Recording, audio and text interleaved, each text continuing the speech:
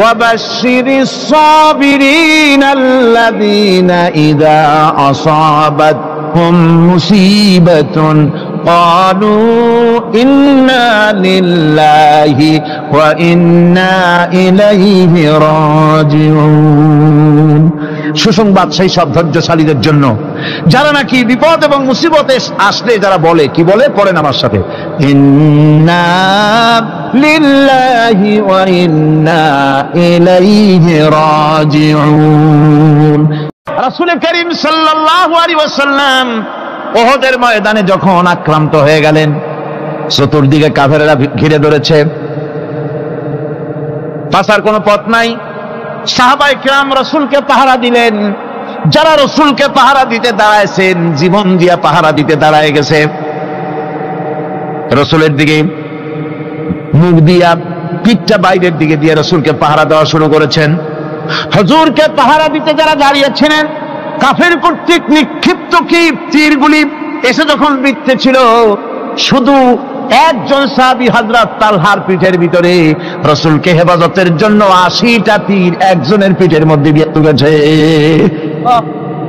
এক অসতর্ক মুহূর্তে নবীজির জানদান মোবারক শহীদ হয়ে গেল, শিরস্ত্রাণ ভেঙে গেল, লোহার কড়া প্রবিষ্ট হয়ে গেল কপালের ভিতরে।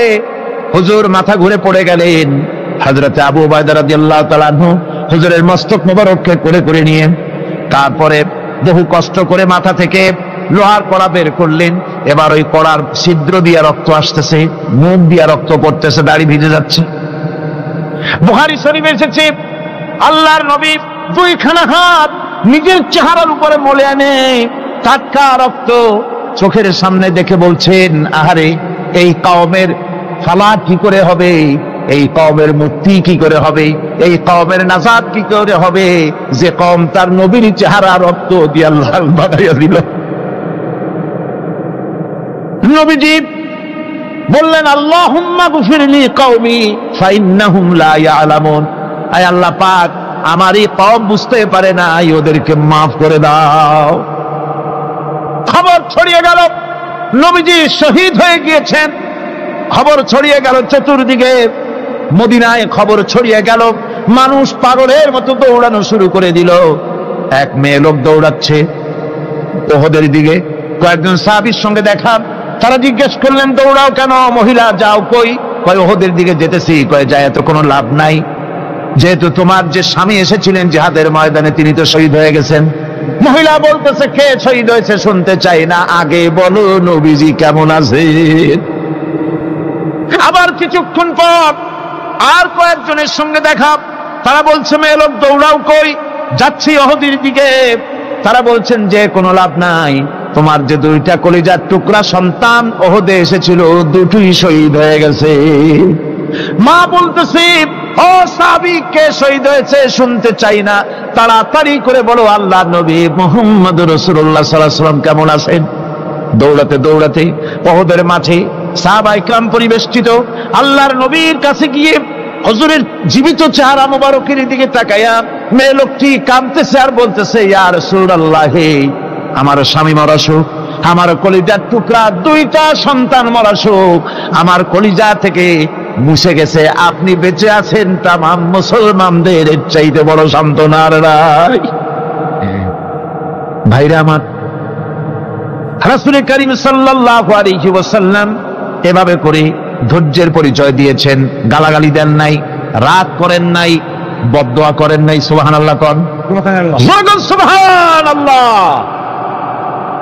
ভাইরা আমার, এই সবর এমন মহান বৈশিষ্ট্য এর মধ্যে রয়েছে।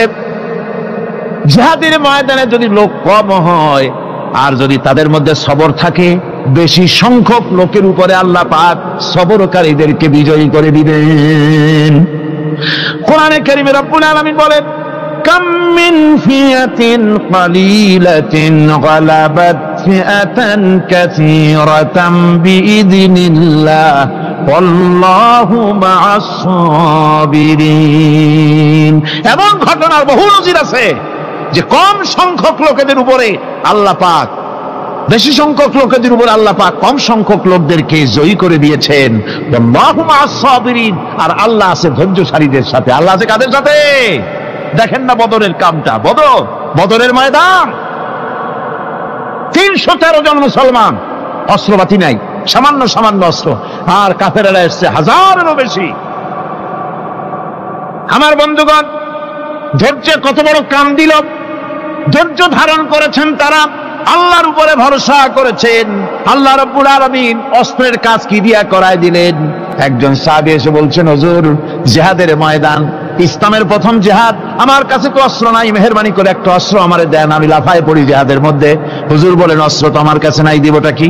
সাহাবী বলছেন, হুজুর, অস্ত্র না থাকে যা পারেন তাই দেন, আপনার হাত দিয়ে যা দিবেন আমি দাঁড়ায় থাকতে পারবো না, জিহাদে আমাকে শরীক হতেই হবে। নবীজি কাছে পেলেন একখানা শুকনা খেজুরের ডালখানা তুলে সাহাবীর হাতে তুলে দিলেন। সাহাবী বলেন, রাসূলের হাতের দেওয়া শুকনা খেজুরের ডালটা নিয়ে আমি যখন কাফেরদের ভিড়ের মধ্যে ঝাঁপায় পড়ে যখন শুকনা খেজুরের ডাল দিয়ে আঘাত দিলাম, তখন ধারালো তরবারে দিয়ে আঘাত করলে যে কাম হয়, শুকনা খেজুরের ডালের আঘাতে কাফের দ্বিখণ্ডিত হয়ে জমিনে পড়ে গেল। ভাইরা আমার, আল্লাহ রাব্বুল আলামিন সবর যারা করে, সংখ্যায় যদি কম হয়, আল্লাহ পাক তাদেরকে বিজয়ী করে দেবেন, এই ওয়াদা আল্লাহ রাব্বুল আলামিন করেছেন। এই সবরের গুণ ছাড়া জান্নাতেও প্রবেশ করা যাবে না, সবর যদি না থাকে বেহেশতে যাওয়া যাবে না। ভালো করে মনে রাখেন, আল্লাহ পাক বলছেন, আম্মা হাসিবতুম আন তাদখুলুল জান্নাতা ওয়া লাম্মা ইয়া'লামিল্লাহুল্লাযীনা জাহাদু মিনকুম ওয়া ইয়া'লামাস সাবিরিন। তোমরা কি মনে করেছো এমনি বেহেশতে চলে যাবা? এটা কি মামু বাড়ির আবদার নাকি? এমনি বেহেশতে চলে যাবা? অথচ আল্লাহ রাব্বুল আলামিন এখনো দেখেন নেননি যে তোমাদের মধ্যে কারা জিহাদ করতে প্রস্তুত, কারা তোমাদের মধ্যে জিহাদ করে জান দেওয়ার জন্য প্রস্তুত, আর কারা ধৈর্যধারী, এটা তো আল্লাহ এখনো দেখে নেন নাই। সুতরাং হক এবং বাতিলের সংগ্রামে লিপ্ত হতে হবে। আল্লাহ দেখতে চান কারা জীবন দিতে চায়। সুতরাং ইসলামী আন্দোলনে যারা শরীক হবে, তাদের বিপদ এবং মুসিবত দিয়ে আল্লাহ রাব্বুল আলামিন তাদের সাহসিকতা এবং ধৈর্যের পরীক্ষা নেবেন। কোরআনে কারীম বলছেন, وَلَنَبْلُوَنَّكُمْ حَتَّى نَعْلَمَ الْمُجَاهِدِينَ مِنكُمْ وَالصَّابِرِينَ وَنَبْلُوَ أَخْبَارَكُمْ। অবশ্যই আমি তোমাদেরকে পরীক্ষার সম্মুখীন করব, আর তোমাদের মধ্যে সত্যিকার মুজাহিদ, দৃঢ়তা অবলম্বনকারী কারা, আমি তা দেখব। এরা যেন আমি দেখে নিতে পারি, সেই জন্য আমি বিপদ এবং মুসিবতের মধ্যে তোমাদের ফেলবো। ধৈর্যধারীদের উপরে আমার রহমত অবশ্যই থাকবে। খবর এমন এক সম্পদ যা ধারণ করলে পরে আল্লাহ রাব্বুল আলামিন রাষ্ট্রীয় ক্ষমতা দান করে দেন। কোন সুবহানাল্লাহ, জোরে কোন সুবহানাল্লাহ। ধৈর্য ধারণ করলে আল্লাহ রাষ্ট্রের মতো বিরাট নিয়ামত আল্লাহ হাতে তুলে দিবেন। তার প্রমাণ কোরআন শরীফে আল্লাহ বলছেন, বনি ইসরাইলরা মিশর থেকে যখন বহিষ্কার হয়ে গেল, তাদের যখন পা রাখার কোনো জায়গা থাকলো না, বনি ইসরাইলরা মিশর থেকে যখন বহিষ্কার হয়ে গেল, এরপরে আল্লাহ পাক তারা যখন ধৈর্য অবলম্বন করলো, আল্লাহ পাক তাদের ব্যাপারে বলছেন, ওয়া আওরাসনাল কওমাল্লাযীনা কানু ইউস্তাদআফুনা মাশারিকাল আরদি ওয়া মাগারিবা আল্লাতী বারাকনা ফিহা। আর তাদের স্থলে আমি নির্যাতিত লোকদেরকে প্রতিষ্ঠিত করলাম। পশ্চিম এবং উত্তরের তাদেরকে আমি পশ্চিম এবং পশ্চিম এবং পূর্বের উত্তরাধিকারী তাদেরকে বানায় দিলাম। বিরাট এলাকা তাদের হাতে আমি তুলে দিলাম।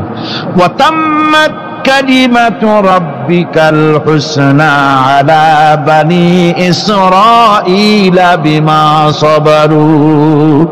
আর এভাবে করে আল্লাহ পাক তার কথাকে পূর্ণ করলেন বনি ইসরাইলদের উপরে। সবর ইখতিয়ার করার জন্য, ধৈর্য ধরার কারণে আল্লাহ পাক রাষ্ট্রের মালিক তাদের বানাই দিলেন। যেরকম সুবহানাল্লাহ। সবর যদি করা হয়, তো যুদ্ধ যদি বাদে, যদি জিহাদ শুরু হয়ে যায়, আল্লাহ পাক বলেছেন ফেরেশতা দিয়ে সাহায্য করবে। যদি সবর থাকে তোমাদের, সবর থাকলে আল্লাহ কি দিয়ে সাহায্য করবেন? ফেরেশতা।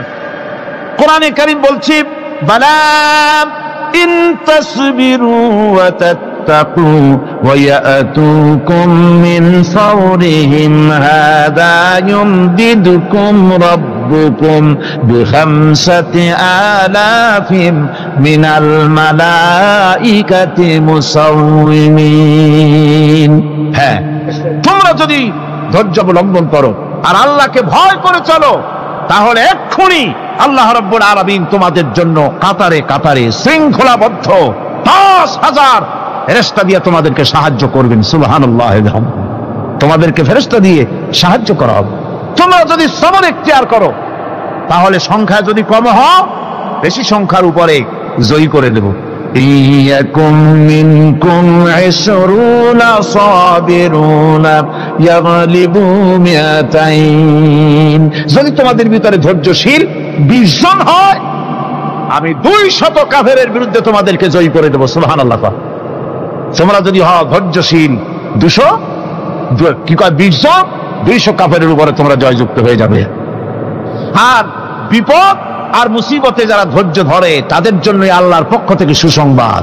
সুসংবাদ কাদের জন্য? ধৈর্যধারীদের জন্য।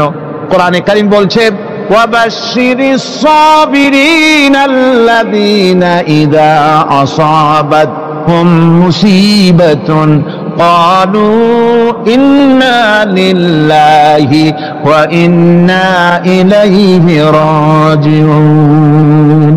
সুসংবাদ সেই সব ধৈর্যশালীদের জন্য যারা নাকি বিপদ এবং মুসিবতে আসলে যারা বলে, কি বলে? পড়েন আমার সাথে, ইন্না লিল্লাহি ওয়া ইন্না ইলাইহি রাজিউন। এটা শুধু আমাদের লোকেরা কেউ মরলে পড়ে, এটা শুধু মরার সময় নয়, বরং যে কোনো বিপদ আর মুসিবত এলে মুমিন বান্দা যারা, তারা কি পড়বে? ইন্না লিল্লাহি ওয়া ইন্না ইলাইহি রাজিউন।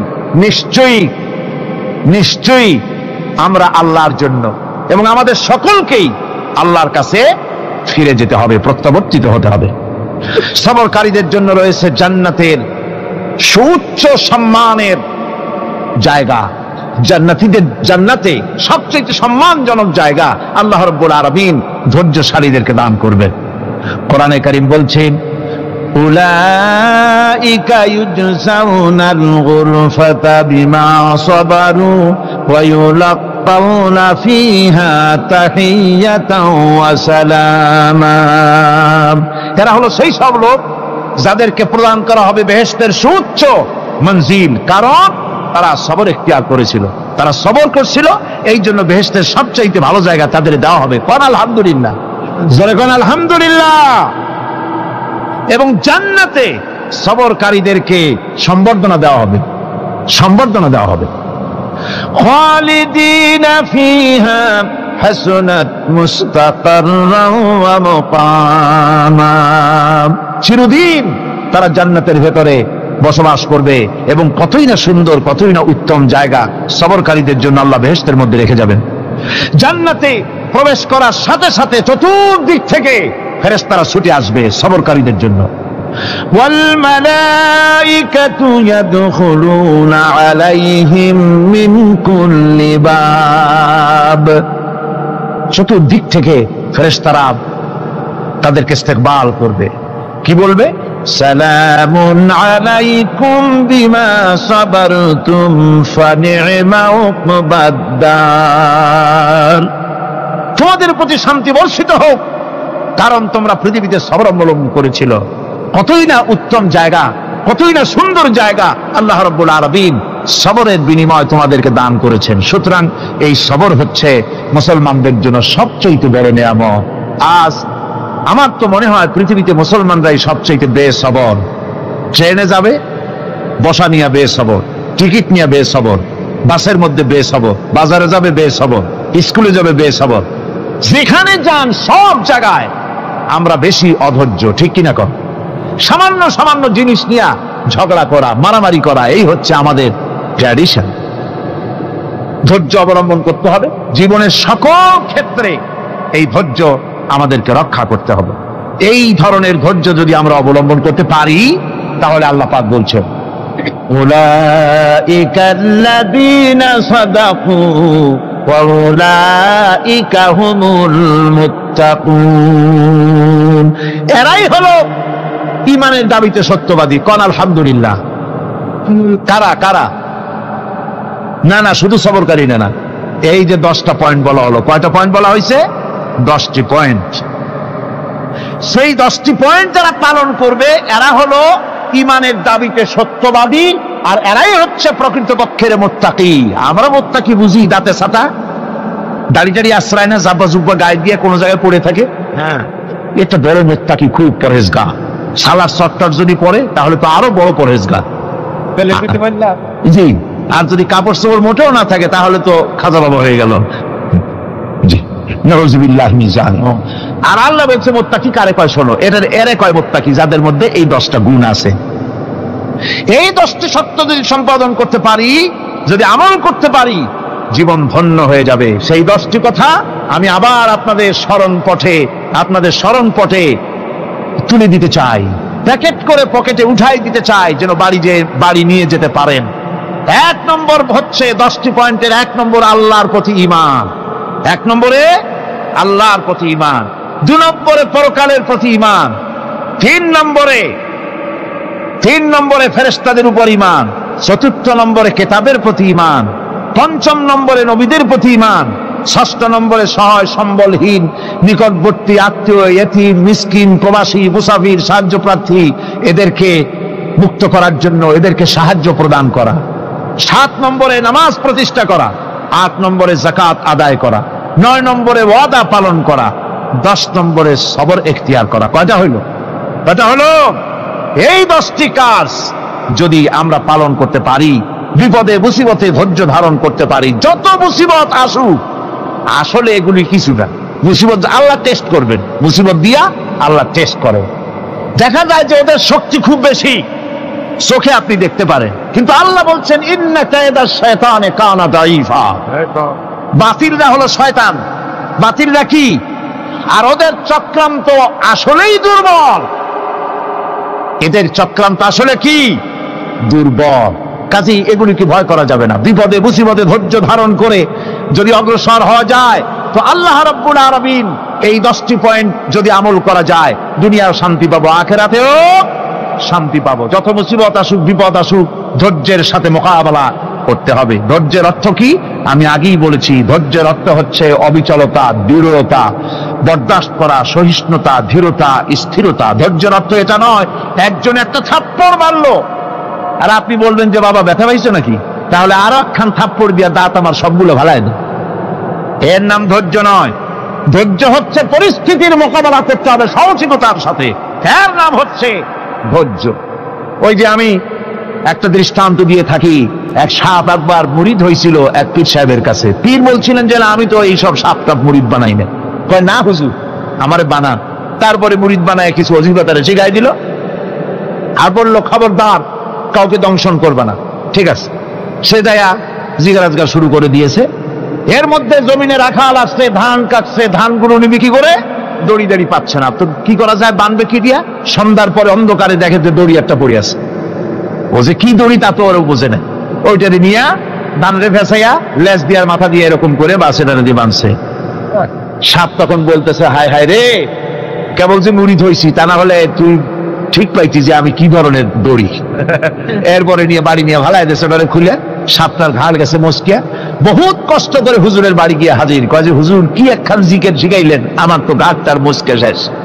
আশ্চর্য কথা, কত মানুষ মুরিদ হইলো, কত কিছু মুরিদ হইলো, কারো তো জিকের করলে ঘাড় মস্কে যাবে কেন? এটা কেমন কথা? কয় হুজুর ঘটনাই।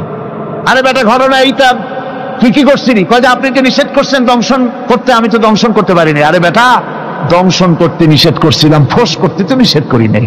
তোরে যখন দড়ি মনে ধরে হাত দিছিল, ফোঁস করে উঠতি, ওই রাখাল লাফ দিয়া বর্ডার পার হইয়া দিল্লি চলে যেত। কাজী ধৈর্যের মানে শীত হয়ে পড়ে না।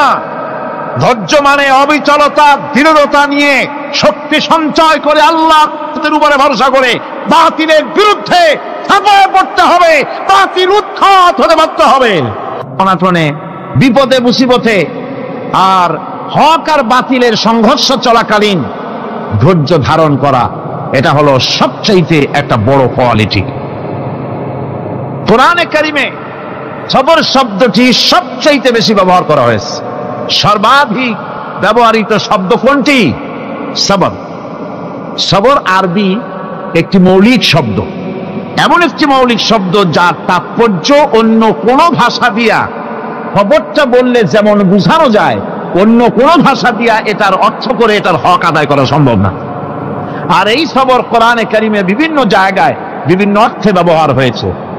যেমন সবর শব্দের অর্থ হচ্ছে অবিচলতা, বাংলায় যা বোঝানো যায়। সবর শব্দের অর্থ হচ্ছে অবিচলতা, দৃঢ়তা, সহিষ্ণুতা, মন মেজাজের সমতা, ধীরতা, স্থিরতা, কষ্ট সহিষ্ণুতা, বরদাস্ত করা। এগুলি এই সবরের এই শব্দ, এই অর্থগুলি কোরআনে কারিমের বিভিন্ন জায়গায় বিভিন্ন রকম এটাকে ব্যবহার করা হয়েছে।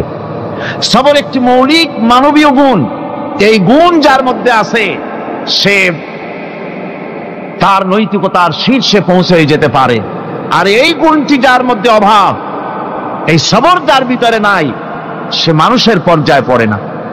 যত অসুবিধা, যত কষ্ট, যত রকমের বিপদ মুসিবত, যত রকমের অসুবিধার সৃষ্টি হয়, তার মূলীভূত কারণ হচ্ছে ধৈর্যের অভাব, সবরের অভাব।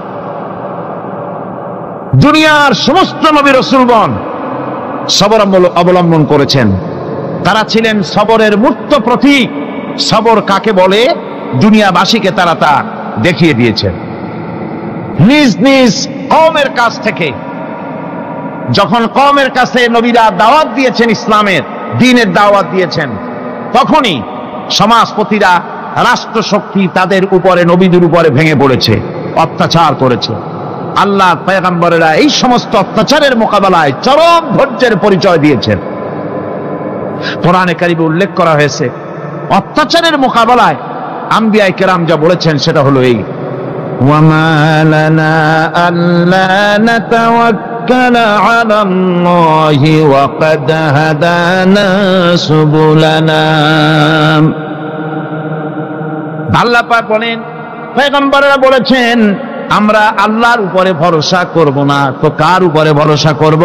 তিনি তো আমাদেরকে সঠিক পথ দেখিয়েছেন, সঠিক রাস্তা আমাদের দেখিয়েছেন, সুতরাং তার উপরেই তো আমরা ভরসা করব। وَلَنَصْبِرَنَّ عَلَى مَا آذَيْتُمُونَا وَعَلَى اللَّهِ فَلْيَتَوَكَّلِ الْمُتَوَكِّلُونَ। তোমরা আমাদের যে সব কষ্ট দাও, পীড়ন দাও, সেজন্য আমরা ধৈর্য অবলম্বন করব। তোমরা আমাদেরকে কষ্ট দিচ্ছ, আমরা ধৈর্য অবলম্বন করব আর ভরসা করব কেবলমাত্র তার উপরে যে আল্লাহ রাব্বুল আলামিন আমাদেরকে নবী করে পাঠিয়েছেন। সেই ভরসা করতে হলে সেই আল্লাহর উপরেই তো ভরসা করা উচিত। আমরা সেই আল্লাহর উপরে ভরসা করে আছি। তোমাদের যত খুশি আমাদের বিরুদ্ধে ষড়যন্ত্র করা, আমাদেরকে অত্যাচার করে। কোরআনে কারিমে হযরত হুদ আলাইহিস সালামের ঘটনা আল্লাহ রাব্বুল আলামিন এভাবে এনেছেন, তামাম এলাকার মানুষ তার বিরুদ্ধে ক্ষিপ্ত হয়ে গিয়েছে। সমাজের লোক, রাষ্ট্রশক্তি হযরত হুদ আলাইহিস সালামের উপর অত্যাচারের পাহাড় ভেঙে দিয়েছে। হযরত হুদ আলাইহিস সালাম একা মানুষ, সমাজের রাষ্ট্রশক্তির এই দুর্বিষণ দেওয়ার ষড়যন্ত্রের চ্যালেঞ্জ তিনি গ্রহণ করলেন। আর তিনি বললেন, তিনি যেটা বললেন আল্লাহ পাক কোরআনে তা কোট করে দিলেন। দুনিয়ার সমস্ত ইসলামী আন্দোলনের কর্মীদের জন্য আল্লাহ পাক কোট করে দিলেন, সমস্ত মুমিনদের জন্য তা উল্লেখ করলেন। হুদ আলাইহিস সালাম তিনি জাতিকে বললেন, ফাকিদুনি জামিআন তুম্মা লা তুনদিরুন। তোমাদের যত ক্ষমতা আছে সমস্ত ক্ষমতা নিয়ে আমার বিরুদ্ধে তোমরা ষড়যন্ত্র করো, আর আমাকে এতটুকু অবকাশ দিও না। আমি সেই আল্লাহ রাব্বুল আলামিনের উপরে ভরসা করেছি, যার কুদরতি হাতের ভিতরে আমার জান, আর গোটা পৃথিবীর সমস্ত প্রাণীর জান যার কুদরতি হাতের মধ্যে। যার হাতের ভিতরে গোটা পৃথিবীর সমস্ত জান, সে আল্লাহর উপরে ভরসা করেছি। যা খুশি তোমরা আমার বিরুদ্ধে করতে পারো। সুবহানাল্লাহ। এটার নাম হলো ঈমান, এটার নাম সবর, এটার নাম ধৈর্য। এই ধৈর্য আসে ঈমানে কামেল হলে পরে এবং আল্লাহর উপরে পরিপূর্ণ বিশ্বাস হলে পরে। যদি কারো দিনের মধ্যে কথা বিশ্বাস থাকে, যে আমার জন্য আল্লাহর পক্ষ থেকে যদি কোনো বুলেট নির্ধারণ করা থাকে, গোটা বিশ্ব যদি আমাকে পাহারা লাগায়, ওই বুলেট থেকে আমাকে বাঁচাইতে পারবে না।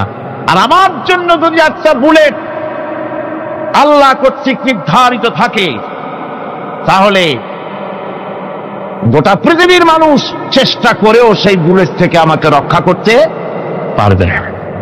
এটার নাম হচ্ছে ঈমান। এই ঈমান যখন মানুষের মধ্যে সৃষ্টি হয়ে যায়, তখন সে বিপ্লবী শক্তিতে পরিণত হয়ে যায়। তার কাছে ভয় বলে কোনো জিনিস থাকে না, যেহেতু সে তো ভরসা করেছে এমন শক্তির কাছে যার চাইতে প্রচন্ড ক্ষমতা, আকাশেও কারো নাই, জমিনেও। তিনি কে? জোরে চিল্লায় বলেন, তিনি কে? আমার বন্ধুগণ, রাসূল করিম সাল্লাল্লাহু আলাইহি ওয়াসাল্লাম হিজরতের রাতে সৌর পাহাড়ের গাড়ে সৌরের কাছে যখন চলে গেছেন, হজরে রক্ত হয়ে হয়ে আসতেছে। হযরতে আবু বকর রাদিয়াল্লাহু তাআলা আনহু বলছেন, হে আল্লাহর রাসূল, এখন আর অগ্রসর হওয়া ঠিক হবে না, বেলা উঠে গেলে ধরা পড়ে যাব। এখানে গুহা আছে, ভিতরে প্রবেশ করি। হযরতে আবু বকর রাসূলের সম্মতি পেয়ে হযরতে আবু বকর রাদিয়াল্লাহু তাআলা আনহু বলছেন, ইয়া রাসূলুল্লাহ, পাহাড়িয়া গুহা, সাপ বিচ্ছু থাকতে পারে, আমাকে অনুমতি দেন, আমি আগে ভিতরে ঢুকে সাফ করে আপনাকে ডাকি। ভিতরটা সাফ করে তিনি ডাকলেন। রাসূল করিম ভিতরে ঢুকে বলছেন, আবু বকর, পাহাড় বেয়ে বেয়ে বড্ড কষ্ট হয়েছে, একটু বসো, তোমার উরুর উপরে মাথা রেখে আমি একটু ঘুমাইয়া যাই। আল্লাহর নবী আরাম ফরমাচ্ছিলেন। সকালবেলায় কাফির বেঈমানেরা যখন আস্তে আস্তে করে গুহা মুখে পৌঁছে গেছে, পায়ের চিহ্ন এখানে শেষ, তাদের নিশ্চিত ধারণা এর ভিতরে নবীজি আছেন। বলছে, বেরিয়ে আসো। একজন বলে নাই, আর একজন বলে আছে। এভাবে তাদের মধ্যে দ্বিমত হয়ে গেল। হযরতে আবু বকর বলছেন, ইয়া রাসূলুল্লাহ, আমরা তো ধরা পড়ে গেছি, আমাদের তো আর উপায় নাই। এই গুহাটা এতই অগভীর, শুয়ে যদি হাঁটু উঁচু করা যায় উপর থেকে দেখা যায়, বসলে পরে মাথা দেখা যায়, ধরা তো পড়ে গেছি, উপায় নাই। আল্লাহর নবী তখন তার হাবিব, তার বন্ধুকে কি বললেন? বিশ্ববাসীর জন্য আল্লাহ পাক কোরআনে তা উঠায় দিলেন। নবীজি তার বন্ধুকে ডেকে বললেন, লা তাহজান ইন্নাল্লাহা মা'ানা। ও আমার সাথী, কোনো চিন্তা করো না, ভয় পেও না, শঙ্কিত হয়েও না। আমরা মাইনরিটি নই, আমরাই মেজরিটি, কারণ আল্লাহ রাব্বুল আলামিন আমাদের সাথে আছেন। সুবহানাল্লাহ। এই চিন্তা, এই ধারণা যদি মানুষের মনের মধ্যে থাকে, তাহলে কখনোই তার মন দুর্বল হবে না, ঈমান দুর্বল হবে না। হযরত ইমাম আবু হানিফা রাহমাতুল্লাহ আলাইহির সাথে এক নাস্তিকের বাহাস হওয়ার কথা। সে নাস্তিক অস্বীকার করেছে আল্লাহ নাই। ইমাম সাহেব বলেছেন, আছেন। আচ্ছা ঠিক আছে, তর্ক হবে, বিতর্ক অনুষ্ঠান হবে। ইমাম সাহেব তার আসার সময় চাইতে প্রায় 1-2 ঘন্টা ডিলে হয়ে গেল। নাস্তিক উপস্থিত জনগণকে বলল, যে লোক তার ওয়াদা রক্ষা করতে পারে না, তার সাথে আবার বহস কিসের? এই কথা বলতে বলতেই ইমামে আজম আবু হানিফা রাহমাতুল্লাহ আলাইহি মঞ্চে উঠে এসেছেন। নাস্তিক বলল, আপনার সাথে আমার তর্ক করার উৎসাহ হারিয়ে ফেলেছি। কেন? আপনি যে এতটা সময় ওয়াদা খেলাপ করলেন, 2 ঘন্টা হয়ে গেল, মূল অনুষ্ঠানের শুরুতে আপনি আসলেন না।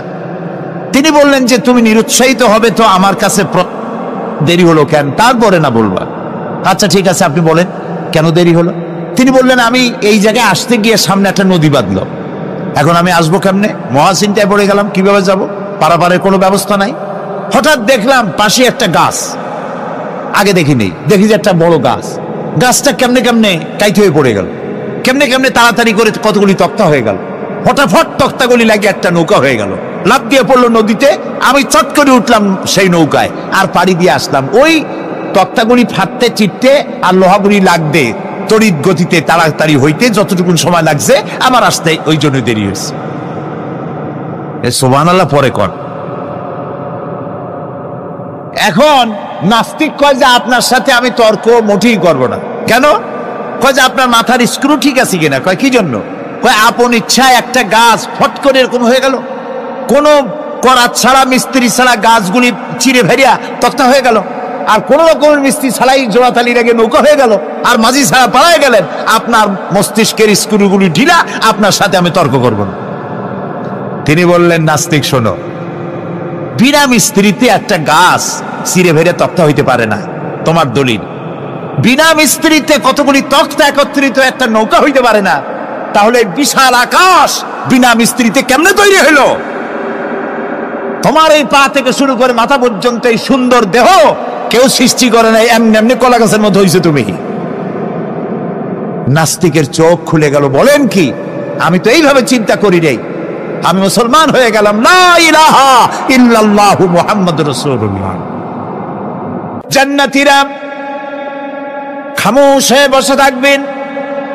বিশ্বনবী মুহাম্মদ রাসূলুল্লাহ সাল্লাল্লাহু আলাইহি ওয়াসাল্লাম তখন বলবেন, হায় আল্লাহ রাব্বুল আলামিন, জান্নাতীরা আমার উম্মতেরা, তারা বুঝতেই পারে নাই তোমার কাছে যা বেশি আছে সেটা তারা বুঝতে পারে নাই। হায় আল্লাহ তাআলা, জান্নাতীরা সব নেয়ামত পেয়েছে ঠিক, কিন্তু যার জন্য আরামের ঘুমকে হারাম করে গভীর রাত্রে জেগে জেগে তাহাজ্জুদের নামাজ আদায় করে চোখের পানি ফেললো, যার জন্য জিহাদ করলো, যার আইন কায়েমের জন্য শহীদ হলো, যার জন্য মান ইজ্জত শেষ করলো, হিজরত করলো, কষ্ট করলো, রক্ত দিল, জীবন দিল, সেই আল্লাহকে তারা এখনো দেখতে পারে নাই। ওয়ালাদাইনা মাজিদ এর তাফসীরে বলা হয়েছে, আল্লাহর কাছে যেটা আসে তিনি দর্শন দিবেন। নবী করিম সাল্লাল্লাহু আলাইহি ওয়াসাল্লাম এই কথা যখন বলবেন যে আল্লাহকে আমাদের এই আমার জান্নাতীদের আল্লাহকে এখনো দেখা হয় নাই, যে আল্লাহর জন্য সব করলো তারে এখনো দেখা হলো না, আল্লাহ তাআলা তখন আপন কুদরতে তার সামনের সব পর্দাকে সরিয়ে দিবেন। সুবহানাল্লাহ। হাসরবাসীরা তখন আল্লাহ তাআলা কোরআনে কারিমে বলছেন, রব তাকিয়ে থাকবেন বান্দাদের দিকে, আর বান্দারা তাকিয়ে থাকবে রবের দিকে। সুবহানাল্লাহ। এর মধ্যে কত লক্ষ বছর পার হয়ে যাবে কেউ বুঝতে পারবে না। দুঃখের রাত পোহাতে খুব কষ্ট হয়, আর সুখের রাত কোন ফাঁকে আজান হয়ে যায় টের পায় না, ঠিক না? আল্লাহকে দেখতে থাকবে মানুষেরা। সুবহানাল্লাহ, সুবহানাল্লাহ। আল্লাহকে বলি, আয় আল্লাহ তাআলা, জান্নাতের যে অনুষ্ঠানে তুমি তোমার দর্শন মুবারক দিয়ে জান্নাতীদেরকে তুমি ধন্য করবে, সেই মজলিসের কোন এক কোনায় কানায় আমাদের মতো গুনাহগারদের একটু জায়গা করে দিও আল্লাহ তাআলা। এটা জীবনের সব থেকে বড় কামিয়াবি। সুতরাং আল্লাহ রাব্বুল আলামিন, তাকে দেখা যাবে না, কিন্তু তার সৃষ্টি জগৎ থেকে তাকে চেনা যায়। এত সুন্দর ফুল, এটা এমনি এমনি হতে পারে না। হযরত ইমাম আবু হানিফা রাহমাতুল্লাহ আলাইহির সাথে এক নাস্তিকের বাহাস হওয়ার কথা। সে নাস্তিক অস্বীকার করেছে আল্লাহ নাই। ইমাম সাহেব বলেছেন, আছেন।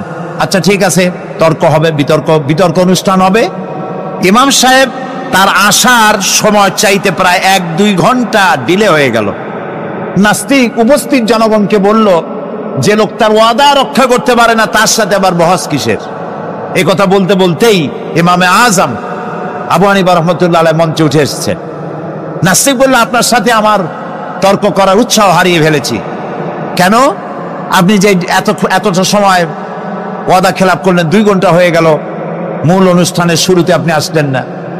তিনি বললেন যে তুমি নিরুৎসাহিত হবে তো আমার কাছে দেরি হলো কেন? তারপরে না বলবা। আচ্ছা ঠিক আছে, আপনি বলেন কেন দেরি হলো?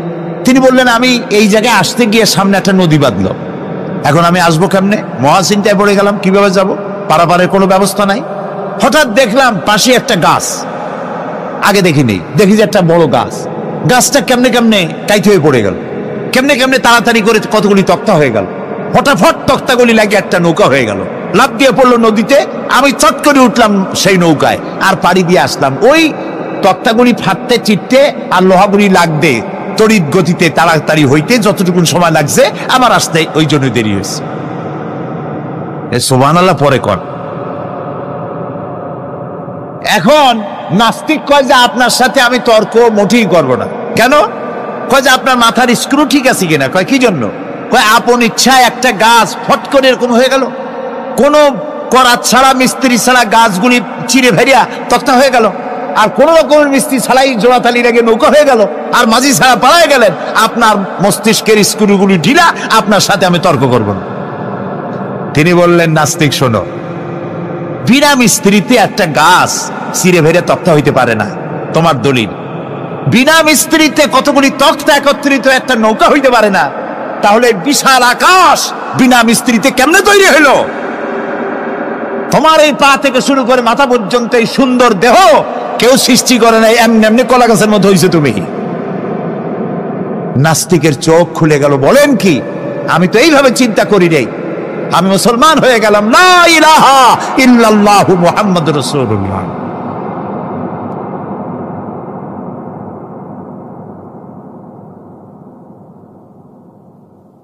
আল্লাহ পাকের অস্তিত্বকে বোঝার জন্য তার সৃষ্টি জগৎ যথেষ্ট। সুবহানাল্লাহ বলেন। শুধুমাত্র কপাল পোড়া ওরাই আল্লাহরে চেনে না। লক্ষ্য করুন, আপনার আমার পা থেকে শুরু করে মাথা পর্যন্ত কি সুন্দর বিন্যস্ত করেছেন আল্লাহ তাআলা। সুবহানাল্লাহ। আল্লাহ তাআলা বলেছেন, দেখো, আফালা ইয়ানজুরুনা ইলাল ইবিলি কাইফা খুলিকাত। তোমরা কি দেখো না যে আমি উটকে বানাইছি কেমনে?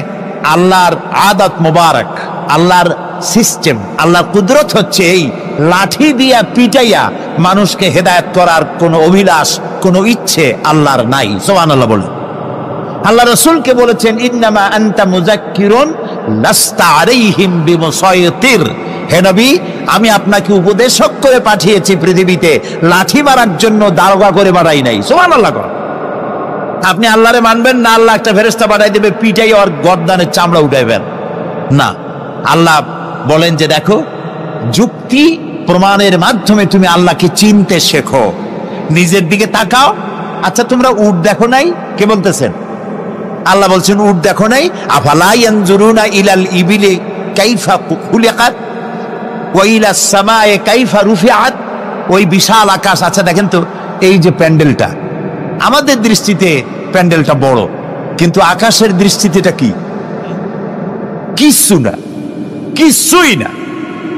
এই প্যান্ডেলটুকুন তৈরি করতে কয়শো বাঁশ লাগছে, দেখছেন তাকাইয়া? আচ্ছা, এবার আকাশটার দিকে তাকান, কয়টা খুঁটি আছে? আল্লাহ তাআলা বলছেন, আনতুম আশাদ্দু খালকান আমিস সামাউ বানাহা। তোমারে বানানো কঠিন না ওই বিশাল আকাশটা বানানো কঠিন? তো অত বড় আকাশটাই তো আমি বানাইছি। কে বলতেছেন? আল্লাহ তাআলা। আল্লাহ বলছেন, আফালা ইয়ানজুরুনা ইলাল ইবিলি কাইফা খুলিকাত। উট বানাইছি কেমনে দেখো নাই? এইটা নিয়ে মুফাসসিরিনে কেরাম অনেক তাফসীর করেছেন। কেউ বলেছেন আল্লাহ তাআলা এই জন্য এটা বলেছেন যে উটের দুইটা হাঁটু। সমস্ত প্রাণীর হাঁটু কয়টা? কয় দুইটা। আপনার কি দুইটা হাঁটু? একটু বুঝে শুনে জবাব দেন। আমাদের হাঁটু কয়টা? গরুর কয়টা? হাতির কয়টা? সব প্রাণীর হাঁটু একটা, উটের হাঁটু দুইটা। তারপর উট মরুভূমিতে থাকে, মরুভূমির জাহাজ, অনেক কথা অনেকে বলেছে। কিন্তু একজন চিকিৎসা বিজ্ঞানী কোরআনে কারীমের এই আয়াত পড়ে তিনি চিন্তা করলেন, আল্লাহ উটের কথা কইলেন কেন? যে কেমনে বানাইছি দেখো নাই, নিশ্চয় ওর মধ্যে কিছু আছে। সে উটকে চেরাফারা করলো, উটকে অপারেশন করে, সার্জিক্যাল অপারেশন করে তারপরে তিনি আবিষ্কার করলেন। শুনুন কি আবিষ্কার করলেন তিনি আবিষ্কার করলেন, পৃথিবীর সমস্ত মানুষেরা, সমস্ত প্রাণী জগৎ পানি পান করে আর সবটা পেশাব করে বের করে দেয়। উট একমাত্র প্রাণী পানি পান করার পর সবটা খাইয়া হজম করে না। তার লাঞ্চের কাছে আলাদা একটা চেম্বার আছে, ওই চেম্বারে কিছুটা পানি সেখানে সে রিজার্ভ রাখে। গেল 1 নম্বর। 2 নম্বরে পাওয়া গেল অক্সিজেন। প্রাণী জগৎ বাতাস থেকে অক্সিজেন গ্রহণ করে আর কার্বন ডাই অক্সাইড করে এটাকে বের করে দেয়। উট একমাত্র প্রাণী অক্সিজেন যতটা গ্রহণ করে ততটা ছেড়ে দেয় না, প্রত্যেকে কিছুটা জমা করে রাখার জন্য তার বুকের মধ্যে একটা জায়গা আল্লাহ একটা চেম্বার তৈরি করেছেন, ওখানে অক্সিজেন জমা থাকে, একদিকে পানি আর একদিকে অক্সিজেন শ্বাস প্রশ্বাসের জন্য। কারণ কি? কারণ হলো মরুভূমিতে বালুর ঝড় হয়, যাকে আরবিতে বলা হয় সাইমুম, বালুর ঝড়। এই ঝড় যখন শুরু হয় তখন একটানা ঝড় চলতে থাকে 2 দিন 3 দিন 1 সপ্তাহ চলতে থাকে। মানুষেরা টের পেয়ে যার যার আশ্রয় গ্রহণ করে। উট তো মরুভূমিতে চড়ে বেড়ায়, সে এইটাকে পালাবে কোথায়? সে বাঁচবে কি করে মরুঝড়ের মধ্যে? বালির ঝড়, বৃষ্টির মতো বালি পড়ে গাড়ি ডুবে যায়, পাহাড় ডুবে যায়, এই অবস্থা হয়ে যায়। উট বাঁচবে কি করে? আল্লাহ রাব্বুল আলামিন উটের দেহ তৈরি করার সময় এমন ব্যবস্থা করে দিলেন, উট যখন টের পায় বালুর ঝড় হবে, সঙ্গে সঙ্গে তার সামনের 2টা পাও দিয়া বালু সরায় দিয়া তার মাথার গলার অর্ধেকটা বালুর মধ্যে ঢুকায় দিয়া 5 দিন 7 দিন যেন থাকতে পারে, পানি আর অক্সিজেনের জন্য, সে যেন মারা না যায়। এর জন্য আল্লাহ রাব্বুল আলামিন তার বুকের মধ্যে পানি আর অক্সিজেন রাখার ব্যবস্থা করেছেন। আফালা ইয়ানজুরুনা ইলাল ইবিলি কাইফা খুলিকাত, কেমনে উট বানাইছি দেখো নাই? সুবহানাল্লাহ বলে। আল্লাহ রাব্বুল আলামিন তার এই বিশাল সৃষ্টি, আকাশ জমিন, গাছপালা, তরু লতা, কীট পতঙ্গ, সাগর নগর সব তৈরি করে তারপরে আল্লাহ তাআলা বলছেন, এবার তাকাও আমার আকাশের দিকে, তাকাও আমার জমিনের দিকে। আল্লাযী খালাকা সাবা সামাওয়াতিন তিবাকা মা তারা ফি খালকির রহমানি মিন তাফাউত। তাকাও আমার আকাশের দিকে, তাকাও আমার জমিনের দিকে। আল্লাহ তাআলা বলছেন, দেখো কোনো ভুল আছে নাকি? হাল তারা মিন ফুতুর, কোনো ভুল দেখতে পাও? কে জিজ্ঞেস করছেন? তাকাও আকাশের দিকে, দেখো জমিনের দিকে, দেখো হাল তারা মিন ফুতুর, কোনো ভুল দেখতে পাও? আল্লাহ তাআলা বলেন, বারবার তাকাও, বারবার তাকাও। এভাবে বারবার দেখতে দেখতে তোমার চক্ষু কাতর হয়ে তোমার নিজের দিকে ফিরে আসবে। আমার সৃষ্টি নৈপুণ্যতার ভেতরে কোনো ভুল খুঁজে পাবে না। পা থেকে শুরু করে মাথা পর্যন্ত আমরা একটু খেয়াল করি তো, আমাদের পায়ের তালুর চামড়া যেরকম, পায়ের পিঠের চামড়া কি ওরকম? আমাদের পায়ের পিঠের চামড়া যেরকম, ওইটা যদি হতো পায়ের তলায়, তাহলে প্রতি 3 দিন অন্তর 2 দিন অন্তর পায়ে হাফসুল করা লাগতো জুতার মতো, ঠিক না? হাতের উপরে চামড়াটা যেরকম, হাতের তালুতে চামড়া কি ওরকম? হাতের তালুর চামড়া কি তাও কইতে পারেন না, পুরু, আর উপরেরটা পাতলা। এই উপরের চামড়াটা যদি এইখানে হইতো তাহলে গরম কদু আর ডাল খাইতেই পারতেন না, চামড়ার কাম শেষ। এগুলো চিন্তা করলেই তো শকর করতে ইচ্ছা হবে যে এই যে একই শরীর আমার 2 রকমের চামড়া কেন দিলেন? আর কোনো চেষ্টা নাই, এমনি এমনি হইছে।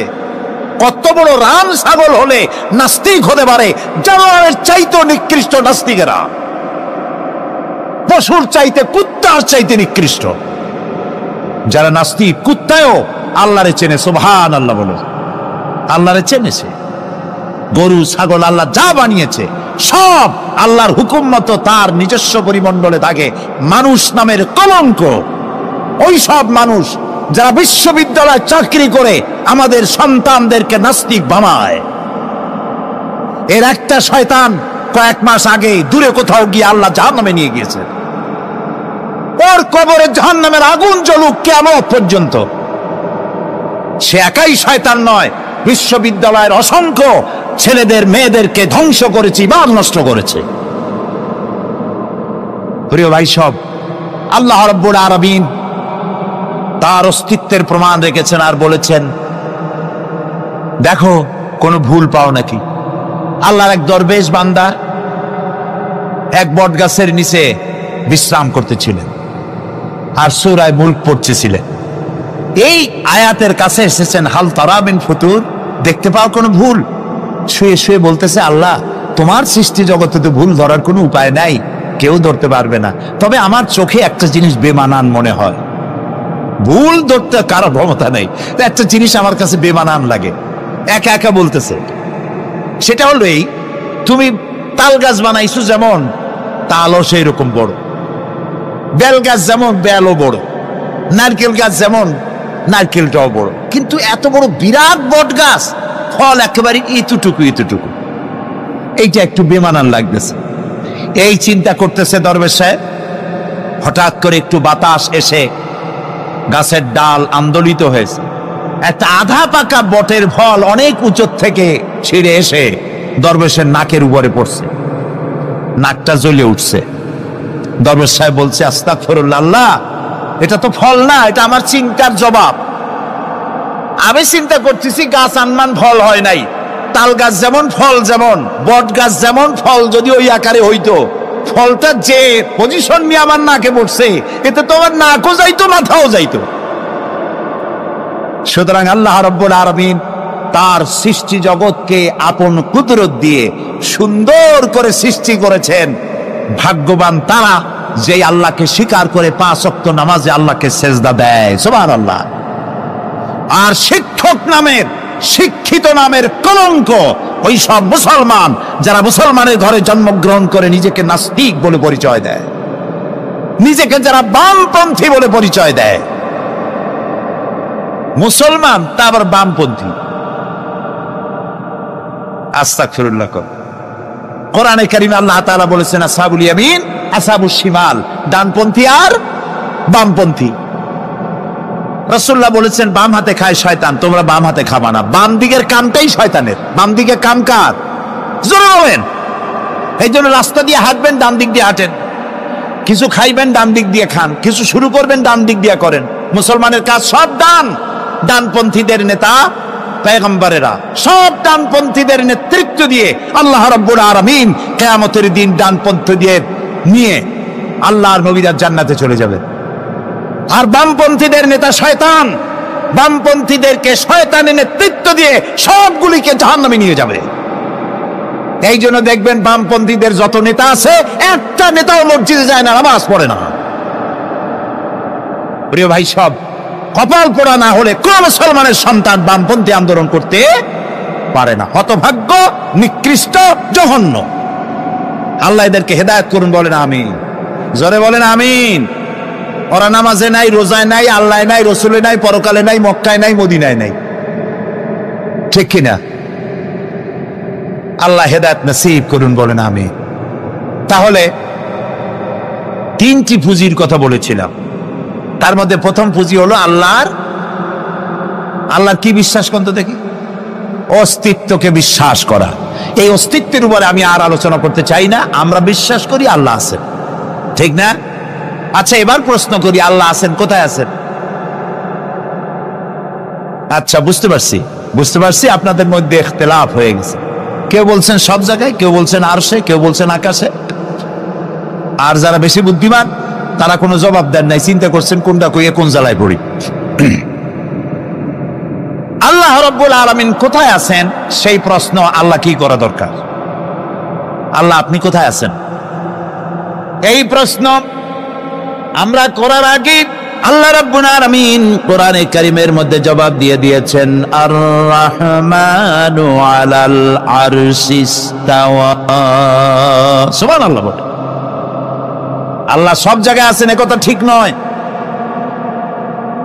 কেন ঠিক নয় সেটাও বুঝাই দেই। সব জায়গা বলতে তার মধ্যে তো টয়লেটও আছে। সব জায়গা বলতে আরো বহুত খারাপ জায়গা আছে, আমি সে জায়গাগুলির নাম নিলাম না। তাহলে আল্লাহ কি সেসব জায়গা আছেন? বলেন নাউজুবিল্লাহ। আল্লাহ নিজেই বলছেন আল্লাহ আছেন আরশিস তাওয়া। আল্লাহ আছেন কোথায়? আরশে। আল্লাহ যে আরশে আছে সেই জন্যই তো মানুষেরা হাত উঁচু করে আল্লাহর কাছে, এরকম বলে যে উপরওয়ালা বলে না, না নিচুওয়ালা বলে, সব জায়গাওয়ালা এরকম বলে, উপরওয়ালা বলে। আল্লাহ আছেন আরশে, কিন্তু প্রত্যেক রাতে তিনি প্রথম আকাশে আসেন। সুবহানাল্লাহ। বান্দাদেরকে ডাকার জন্য আসেন। আল্লাহ সর্বত্র জ্ঞান রাখেন। তার ইলমের মধ্যে এক চুল পরিমাণ জায়গা আকাশেও নাই, জমিনেও নাই যে আল্লাহ রাব্বুল আলামিন ওই জায়গাটুকুন সম্পর্কে তাৎক্ষণিকভাবে অবহিত নন। এমন এক চুল পরিমাণ জায়গা আকাশেও নাই, জমিনেও। এটাই হলো আল্লাহ সব জায়গার জ্ঞান। তার ইলমের মধ্যে সব তিনি জানেন।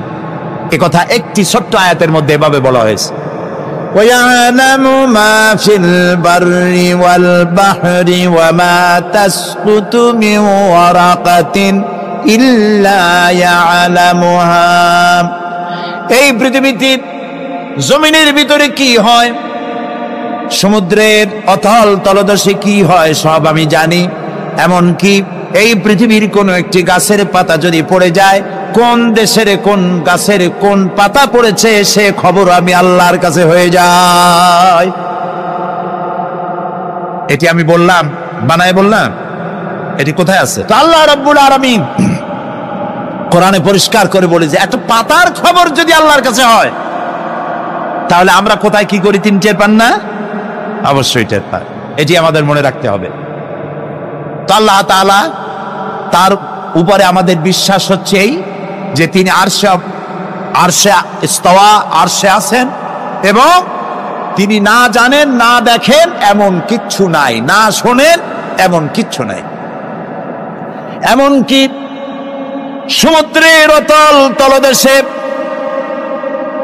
ছোট্ট পাথরের ভিতরেও যদি একটি পোকা যদি পালায়ে থাকে, এমন পোকা যা মাইক্রোস্কোপ যন্ত্র ছাড়া দেখা যায় না, এমন একটি পোকা আটলান্টিক বা প্রশান্ত মহাসাগরের অতল তলদেশে থেকে যদি ক্ষুধার যন্ত্রণায় চিৎকার মারে, কেউ শোনে না। আরশের মালিক আল্লাহ রব্বুল আলামিন বলেন আমি শুনতে পাই।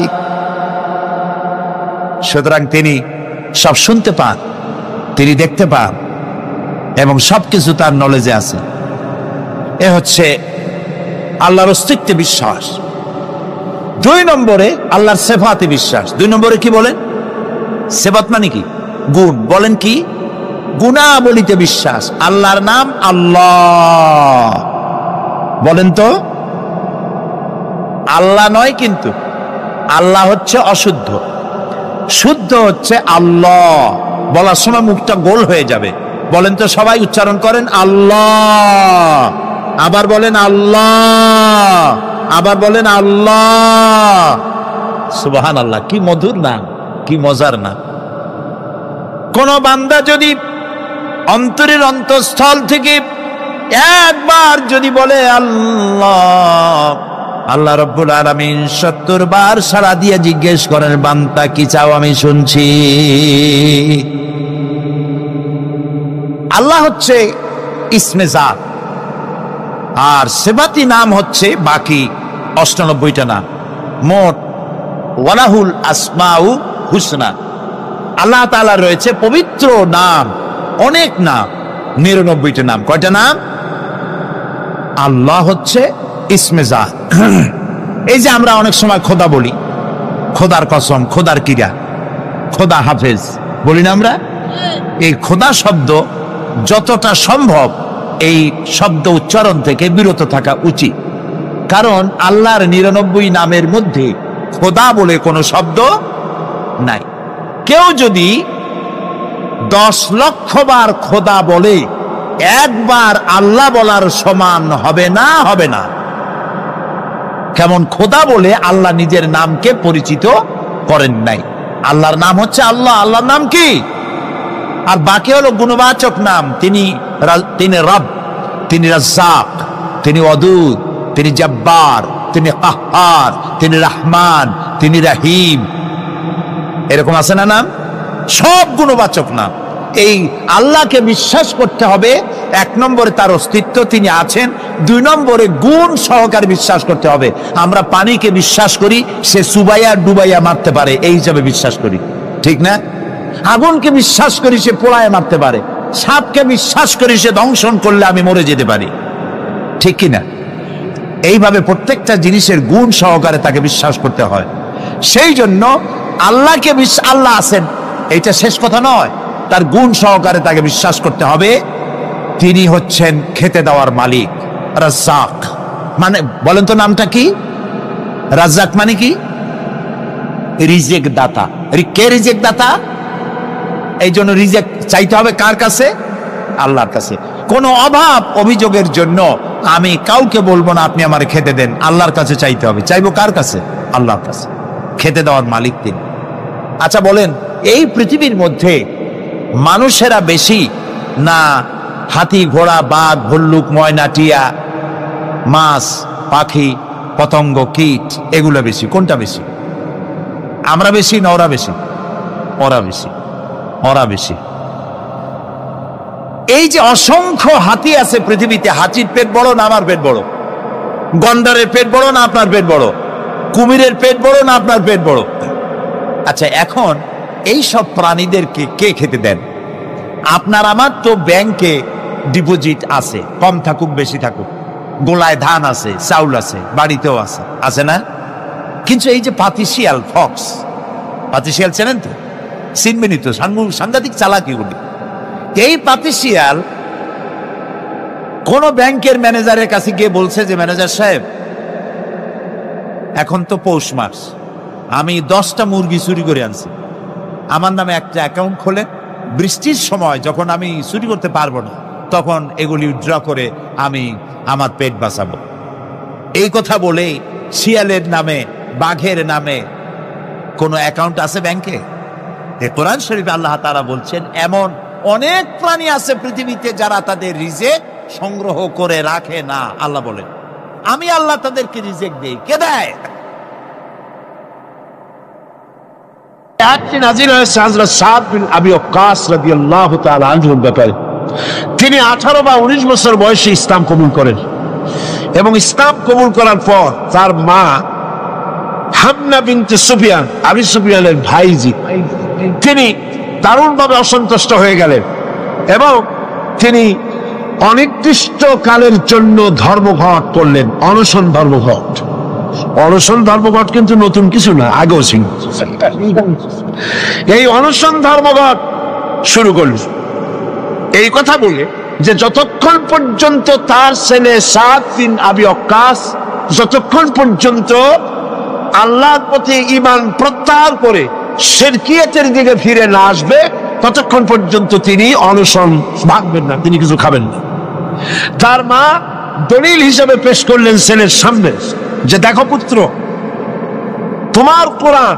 তোমার কোরআন অনুযায়ী আমার হুকুম মানা, আল্লাহর হুকুম, আমার হুকুম তোমাকে মানতে হবে। আর আমার সাথে নাফরমানি করার অর্থ হচ্ছে আল্লাহর সাথে নাফরমানি করা। আল্লাহ অর্ডার করেছে আমার হুকুম তোমাকে মানতে হবে। এখন তুমি ওই তাওহীদকে ছেড়ে দিয়ে এই শিরকিয়াতের দিকে, আমি যেদিকে আছি সেদিকে ফিরে আসো। হযরত সাদ বিন আবি ওয়াক্কাস রাদিয়াল্লাহু তাআলা আনহু তিনি অত্যন্ত পেরেশান বোধ করলেন যে আমি এখন করবোটা কি। তিনি রাসূল করিম সাল্লাল্লাহু আলাইহি ওয়াসাল্লামের খেদমতে হাজির হলেন এবং ঘটনার বর্ণনা করলেন। এই ঘটনা যখন বর্ণনা তিনি করলেন রাসূলের কাছে, তখন সূরা আনকাবুতের এই আয়াত নাযিল হল, وَوَصَّيْنَا الْإِنسَانَ بِوَالِدَيْهِ حُسْنًا। উপদেশ দেওয়া হয়েছে মানব গোষ্ঠীকে তারা যেন তার মা বাপের প্রতি ইহসান করে, উপকার করে। কিন্তু وَإِنْ جَاهَدَاكَ لِتُشْرِكَ بِي مَا لَيْسَ لَكَ بِهِ عِلْمٌ فَلَا تُطِعْهُمَا। কিন্তু তারা যদি তোমার উপরে শিরক করতে চাপ সৃষ্টি করে অবশ্যই তাদের অনুসরণ করবা না।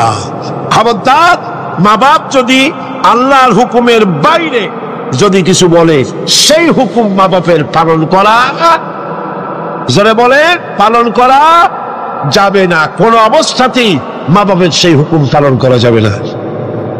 হযরতে আবু হুরায়রা রাদিয়াল্লাহু তাআলা আনহু ইসলাম গ্রহণ করার পর দীর্ঘদিন যাবত তার মা ইসলাম কবুল করেন নাই, বরং আবু হুরায়রা রাদিয়াল্লাহু তাআলা আনহুকে বড় জ্বালাইছে। তিনি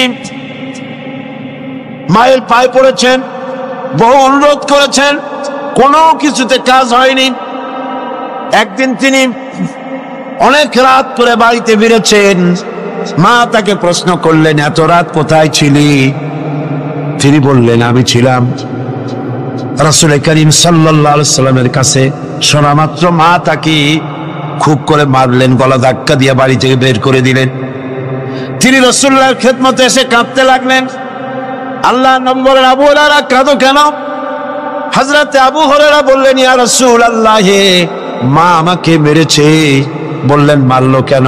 তিনি বললেন, ঘটনা শোনালেন, আপনার কাছ থেকে দেরি করে যাওয়ার কারণে আপনার নাম শুনে সহ্য করতে না পেরে আমাকে মারছে। হুজুর বলেন, আবু হুরায়রা, মা তোমাকে মেরেছে, এখানে আমার কিছু করার নাই। আমি এখানে দখলান্দাজ করতে পারবো না, আমি এখানে কোনো ইন্টারফেয়ার করতে পারবো না। মা মারছে, আমি কি করবো? সুবহানাল্লাহ। ভাইরা আমার, হযরত আবু হুরায়রা বলেন, ইয়া রাসূলুল্লাহ, মায়ের বিরুদ্ধে নালিশ করার জন্য তো আমি আপনার কাছে আসি নাই। বললেন, কেন এসছো? হযরত আবু হুরায়রা বলেন, ইয়া রাসূলুল্লাহ, আমি আসছি দোয়া চাওয়ার জন্য। আমি জানি নবীজি যদি আল্লাহর দরবারে হাত উঁচু করে দোয়া মঞ্জুর হয়ে যায়। আপনি আমার মায়ের জন্য হেদায়েতের জন্য দোয়া করুন। মা দুহাত তুলে দোয়া কর। আল্লাহর নবী তখন দুহাত উঁচু করে দোয়া করলেন, আল্লাহুম্মা ইহদি উম্মা আবি হুরায়রা, আয় আল্লাহ, আমি দোয়া করি আবু হুরায়রার মাকে তুমি হেদায়েত নসিব করে দাও। হযরত আবু হুরায়রা দৌড় দিলেন। কয়েকজন সাহাবী পিছন থেকে টেনে ধরলেন, দৌড়াও কেন? কোন বিপদ হলো নাকি? তিনি বললেন, না, কোনো বিপদ হয় নাই, তবে দৌড়াও কেন? তিনি বললেন, দৌড়াই এই কারণে, আমাকে যেতে দাও, বাড়ি পর্যন্ত আমি দৌড়াই যেতে চাই। আমি বাড়ি পর্যন্ত দৌড়াই গিয়ে দেখতে চাই আমি দৌড়ে আমার বাড়িতে আগে পৌঁছলাম না রাসূলুল্লাহর দোয়া আমি বাড়ি যাওয়ার আগে রাসূলের দোয়া আমার বাড়ি পর্যন্ত গেল নাকি। হযরতে আবু হুরায়রা রাদিয়াল্লাহু তাআলা আনহু তিনি বাড়িতে চলে গেলেন, দরজায় গিয়ে নক করলেন। ভেতর থেকে আওয়াজ এলো, কে? তিনি বললেন, মা, আমি আবু হুরায়রা এসেছি। মা বলছেন, আব্বু অপেক্ষা করো, দরজা খুলে দিতেছি। হযরতে আবু হুরায়রা তিনি বললেন, মায়ের গলার আওয়াজ দিয়েই আমি বুঝতে পারলাম আমি ঘরে আসার আগে রাসূলুল্লাহ তীর তার নিশানায় পৌঁছে গেছে, দোয়া কবুল হয়ে গেছে। হযরতে আবু হুরায়রা বললেন, মা বেরিয়ে এলেন, গোসল করে এসেছেন। মা আমারে বললেন, বাবা, তোমাকে মারার পর আমি বড় অনুতপ্ত হয়েছি যে আমি মারলাম কেন। আমার ছেলে তো কোনো খারাপ মানুষের কাছে যায় নাই, দুনিয়ার সর্বশ্রেষ্ঠ মানুষের কাছে গেছে, মারলাম কেন? বড় অনুতপ্ত আর অনুশোচন আমি করেছি। আমি গোসল করেছি, আমি ওযু করেছি, আমাকে জলদি করে নিয়ে চলো, আল্লাহর নবীর খেদমতে নিয়ে হাজির করে দাও। হযরতে আবু হুরায়রার মা ঘোষণা করলেন, লা ইলাহা ইল্লাল্লাহু মুহাম্মাদুর রাসূলুল্লাহ। হাতিমা নামক আরেকজন সাহাবী রাসূল করিম সাল্লাল্লাহু আলাইহি ওয়াসাল্লামের কাছে উপস্থিত হলেন। তিনি অনুমতি চাইলেন যে রাসূল, আমি জিহাদে যেতে চাই, আমি জিহাদে যেতে চাই। হুজুর বললেন, আলাকা ওয়ালিদাতুন, তোমার কি মা বেঁচে আছে? তিনি বললেন, হ্যাঁ, আমার মা জীবিত আছেন। আল্লাহর নবী বললেন, ইযহাব ফাকরিমহা ফাইনাল জান্নাতা তাহতা রিজলাইহা। আখরাজাহুন নাসাই, নাসাই শরীফের হাদিস। রাসূলুল্লাহ বললেন, তোমার মা যখন আছে, ইযহাব, ফিরে যাও, বাড়ি চলে যাও, ফাকরিমহা, এবং মায়ের সম্মান করো, ইজ্জত করো, মায়ের খেদমত করো, ফাইনাল জান্নাতা তাহতা রিজলাইহা, তোমার জান্নাত তোমার মায়ের দুই পায়ের নিচে। ربنا ظلمنا أنفسنا وإن لم تغفر لنا وترحمنا لنكونن من الخاسرين ربنا لا تزغ قلوبنا بعد إذ هديتنا وهب لنا من لدنك رحمة إنك أنت الوهاب। আয় আল্লাহ তাআলা, হাজার হাজার মুসলমান নরনারী ঠান্ডাকে উপেক্ষা করে তোমার দ্বীনের কথা শোনার জন্য, কোরআনে কারীমের কথা শোনার জন্য এই মাঠে এসে হাজির হয়েছে। আল্লাহ, তুমি দয়া করে মেহেরবানি করে আলোচনার সওয়াবটুকু হুজুরে পুর নূর সাল্লাল্লাহু আলাইহি ওয়াসাল্লামের রূহ মুবারকে পৌঁছে দাও। রব্বুল আলামিন, আমাদের মধ্য থেকে তাদের মা বাপ দুনিয়া থেকে জন্মের মতো বিদায় হয়ে গেছে। আল্লাহ, কবরে যদি আযাব থাকে দয়া করে আযাব মাফ করে দাও। আল্লাহ, আমাদের মা বাপের উপরে তোমার রহমত নাজিল করো। রব্বিরহামহুমা কামা রাব্বায়ানি সগীরা, রব্বিরহামহুমা কামা রাব্বায়ানি সগীরা। হে আল্লাহ রাব্বুল আলামিন, এই মাহফিলে যত লোক আছি আমরা, কার কোন ব্যাধি আছে, রোগ আছে, আমরা তুমি ভালো করে জানো। আমাদের প্রত্যেকের ব্যাধিকে তুমি শিফায়ে আজলা দান করে দাও। اللهم حبب إلينا الإيمان وزينه في قلوبنا وكره إلينا الكفر والفسوق والعصيان واجعلنا من الراشدين ربنا تقبل منا إنك أنت السميع العليم وتب علينا إنك أنت التواب الرحيم سبحان ربك رب العزة عما يصفون وسلام على المرسلين الحمد لله رب العالمين واجعل آخر كلمتنا عند الموت لا إله إلا الله محمد رسول الله